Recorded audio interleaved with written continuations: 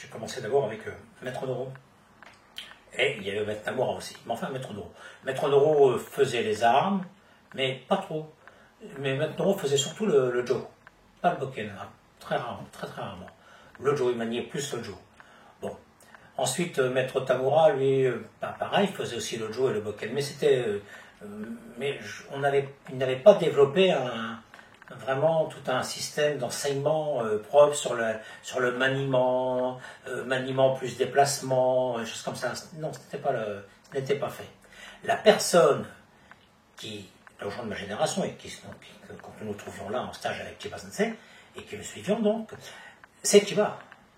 Maître Chiba, lui, nous a dit, ben voilà, comment on tient un jo, comment on tient un bokken, comment on avance, comment on recule, comment on tourne, etc.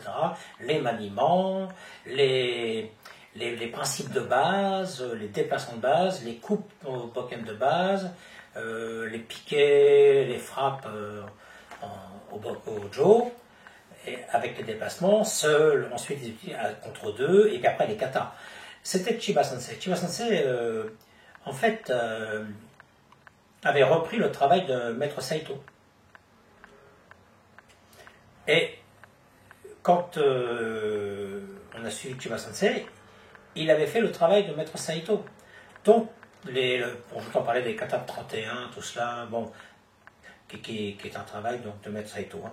Et bien, Chiba Sensei, c'est le premier qui nous l'a enseigné. Ensuite, il nous a enseigné les kumijo, les échanges de bokken, tout cela, oui, c'est lui. C'est vraiment le travail de base des armes que je peux faire et que d'autres personnes font aussi, surtout les gens qui ont connu Maître Chiba, quand j'entends. Ça, c'est lui. Ça, c'est clair. Hein. Alors, bon, j'avais... donc, Maître Chiba était resté, alors, de 72, je vous le disais tout à l'heure, je l'avais revu, enfin, après, il était resté en Angleterre, et il y a eu le congrès international des années de 1980, qui a eu lieu à Paris, où Chiba Sensei participait aussi. Et après ce congrès, il est parti, il a quitté l'Angleterre, et il est parti au Japon. Donc, les années ont passé, bon, je l'avais perdu de vue, et il est revenu ensuite, sur l'invitation de Yamada Sensei, il est revenu pour s'occuper de la côte ouest des États-Unis, et il s'est établi à San Diego. Et l'occasion a fait qu'il était revenu en France, à Méjeanne-le-Clap, et je suis allé le voir à Méjeanne-le-Clap.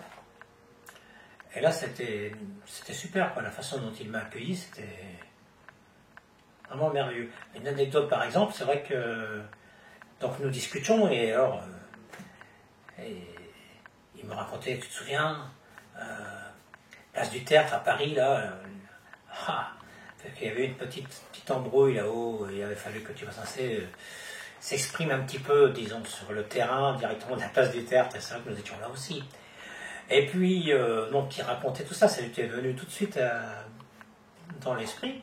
Et après, j'étais un peu sur la chaussée, il y avait le trottoir, et je sais que Chiba Sensei voit une voiture qui arrive. La voiture était assez loin, hein, et il y avait vraiment le passage avec moi, mais quand même. Et il a mis la main dans mon dos, sur le haut de mon dos, puis il a simplement avancé. Et j'ai senti ce contact, mais d'une douceur. Et j'ai avancé, c'est tout. Et j'ai pensé, tu te rends compte, cette main, mais en plus, c'est une main comme ça, mais si c'est les deux opposés.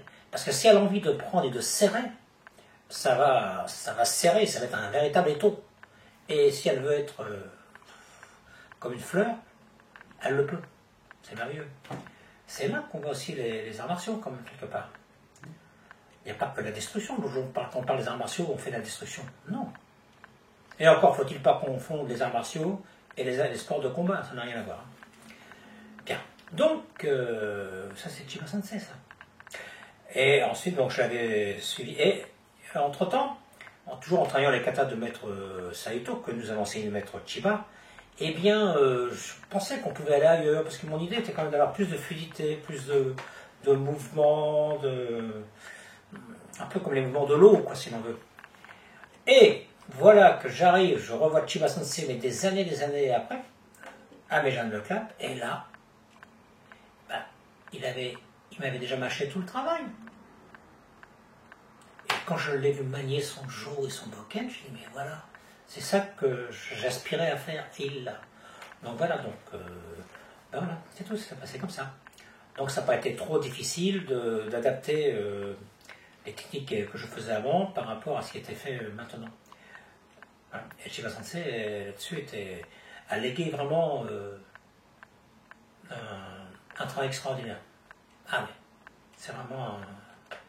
ouais, ça, il faut le remercier de nous avoir donné cela. Ceci dit, attention, j'ai suivi Chiba Sensei, oui, mais comme je dis, avant, j'ai eu une période où je ne l'ai plus revu. D'autres l'ont suivi plus que moi après. Hein. Ça aussi, il faut pas le savoir. Hein. Il y avait les gens du Birankai, c'est son école, le Birankai. Hein. Donc il y a des gens qui sont de très très bons pratiquants au Birankai, qui eux sont vraiment, peuvent dire, nous pratiquons les armes de Chiba Sensei. Moi je dis que je m'inspire de Chiba Sensei, mais bon, ça n'est pas si loin que cela.